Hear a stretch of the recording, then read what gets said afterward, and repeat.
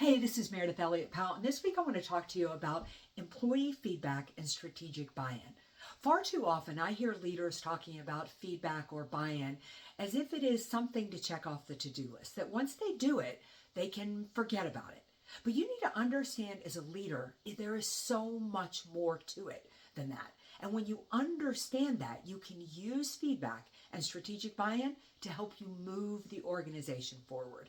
I know as a leader you are amazing. I know you are fantastic.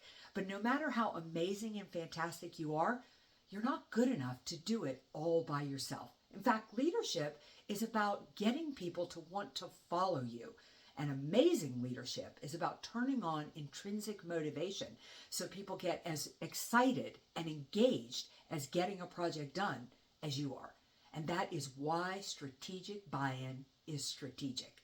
People support what they help create. Oh, I know, you're the leader, you can tell them what to do, and they'll take action, but never at the level if you get the buy-in first. See, when you ask me for my ideas and opinion, when you get me to agree that this project is a good idea, you get me to care. And if I care, you spark my intrinsic motivation. You do that, you're not only an amazing leader, but you are going to get better results and turn all of this uncertainty into a major competitive advantage.